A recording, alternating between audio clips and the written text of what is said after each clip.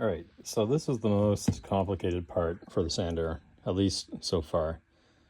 The perfect condition, so-called of the sail, turns out it's actually very deeply grooved by years of sandpaper not running true and cutting in and, well, harvesting the metal.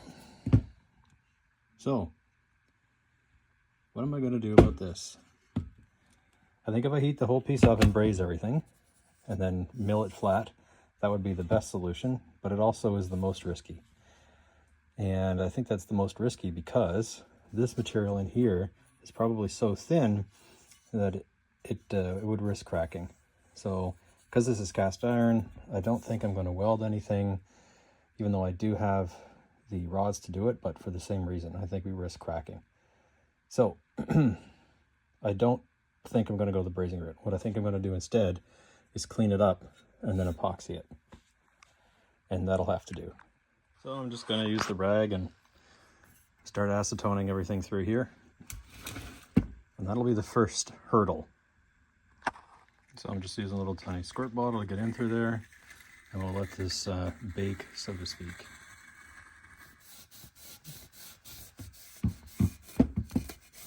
And to really help remove the grime, I'm just using some pressure on the edge of the knife blade here to really push the Scotch-Brite pad in.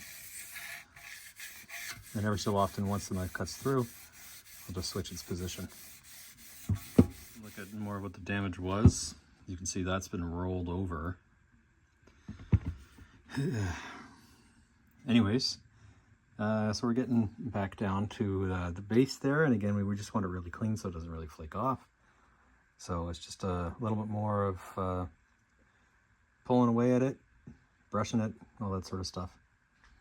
And then we'll have a decent base to start working with. The steel brush here turns out to have been the better tool. It fits perfectly, I just didn't see it in front of me. So anyway, that's doing a much better job. We'll be able to blow that out. All right, I couldn't go through and get that all on camera, but I used the JB weld instead. And you've got that line pretty much filled. This is, the line is actually here where you can see it kind of raised up and around. And then I have it leveling out down there. I purposely left some on top to push it down into the grooves because I suspect when I come back there'll be some holes, forcing me to redo some of it. But this is where this part's going to stop for now, and then we just got to let chemistry do its work. Here we go after it's cured. So it'll continue getting harder from this point on, but we've sunk down just a little bit here. You can kind of see that contouring. But that'll be good for now. So similarly on this piece, we have the wear. And because this one is thin, I think that's the only reason we're seeing this start to wear through. And that's no bueno. So I think these rivets are going to come off. And I'm going to do the same epoxy treatment on the inside here. And we can see that it has indeed gone through. So that sucks. So we got to be careful with that. So we have very thin material there. So we'll do the same thing, but yep. All right, and if you look closely, see if I can zoom in on that. There's our puncture. So that's how thin the material has gotten since this has been wearing. So again, more work here. We're going to do the exact same treatment. I'm going to knock out the rivets though. And we'll go around the edge. So more of the same, oil, brush, and I'll bring you back once that's done. I'm just going to, since I have easy access to this, just going to knock these out with the little center punch here. I've also noticed that similar to the other parts, we've got quite a bit of rolling over of this edge. So like, yeah, pressing a new sheet isn't worth it, but we can go ahead here and fill that up with epoxy to give it a little bit more rigidity, and at least we'll see the dust if we know it's not tracking correctly. So I probably won't bother repainting the interior so much. Depending on how far I put the epoxy, I might go over this. Or because this is just in such a state that I may just end up paint stripping it first and then doing it, which would be sort of the reverse order of that. I generally don't like paint stripping right now anymore because you can't get the really good gel that really does an amazing job on it, and I don't want to bring out the sandblaster for it, so might be one of those paint stripper jobs anyway. So slice the tops off after weakening the backside, back down to original paint, and we have these out. Now for this one. Okay, you can kind of see some old lettering here. Not sure what that was. This looks pretty decent. We'll just Scotch-Brite that. And we'll paint strip that too, so that into the paint strip bin. In this bin, when we took everything apart, we now have these drive wheels, or yeah, to clean up, that to inspect, and we have a shaft here to go over. We'll have to take that bearing off, no doubt. It seems to be full of wood elf trails. So, we'll be able to do some easy work on that. And yeah, okay. So we'll clean up this, and that should clean up fairly easily. Okay, so nothing serious on this. Just get rid of that, polish it. I don't even think we'll need to remove much of the way of that flash rust on the inside, so, okay. All right, again, we're just gonna go with the old brush routine here. Where is it? Where's my brush? There we go. Yeah, just get all that wood chips or wood dust and whatever else it is off there, and then I don't think we'll need to put this in the evaporust tub at all. I think that interior rust will be fine just to deal with. So, I'm not going to bore you with that. Right, we got our first actual challenge. The usual not cutting off. So, we'll do the combination of heating, cooling, and reefing on it. But it's that nut there that's preventing this bearing from coming off.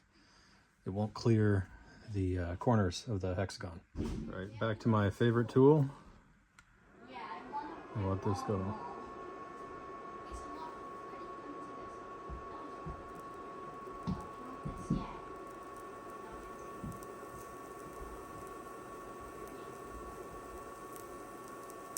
All right, that's spicy. Let's see if this works.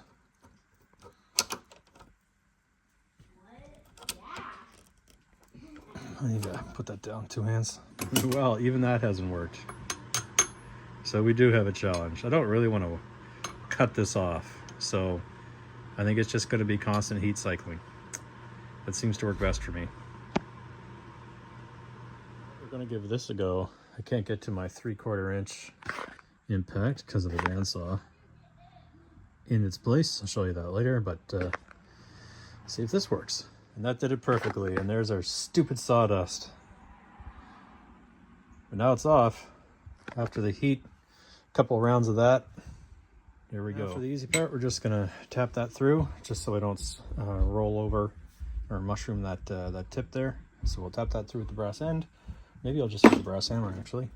Worked out great. See the leftover sawdust that even got in there. It's part of the binding issue. 87504.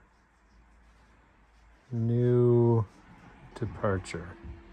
Haven't seen that one before, but it's double shielded, and we probably have a replacement for that. 87504. I wonder what the new codes are. Much easier to deal with. So, went into all of my bearing supply, and I don't have something that's compatible with that, so I guess I gotta find another one. Weird. Anywho, take these out, see if I have to order more at once. Alright, so this came out very easily. I assume that this piece here is a threaded insert. So I'm gonna take the brass punch and try to turn that out, because I'm not sure. Maybe the axle will go through, but I don't think so. So this is the next challenge. Even with the brass here, it's mushrooming a bit. So this must be some sort of insert.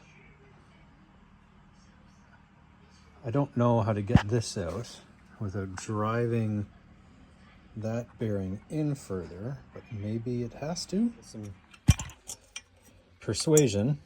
I finally got that to twist out of its spots, so the persuader worked quite well.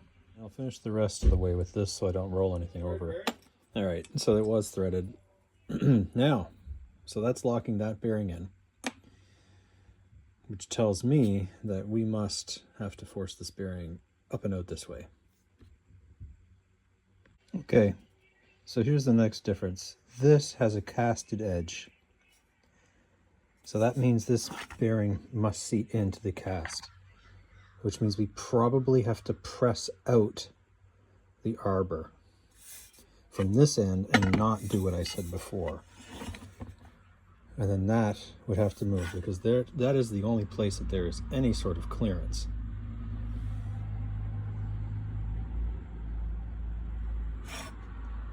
So the arbor must get pressed out.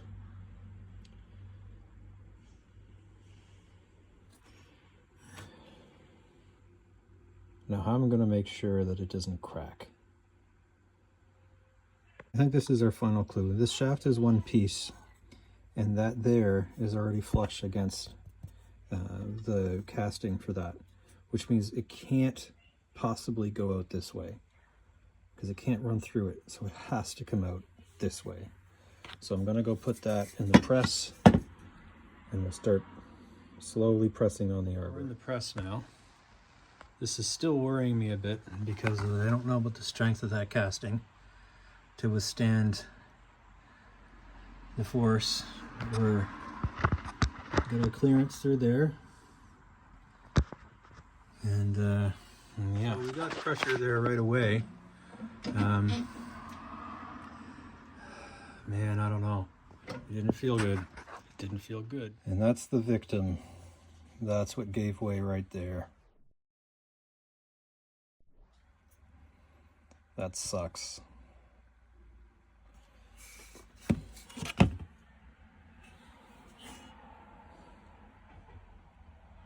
All right, with that mess up here and this being somewhat free moving, like it's got to go way faster than that, and the friction's slowing it down pretty fast, so I don't know how much grease is left in there. I guess I'm going to mull over how I'm going to handle this, because this is to do this properly is a brazing setup. And I don't want to have this on there when I heat this up to get this all cherry red and have differential material types while I'm doing the fix. So I guess I'll mull over it for now. Anyways, if you stuck with me this far, thanks for watching. Welcome back to both of us.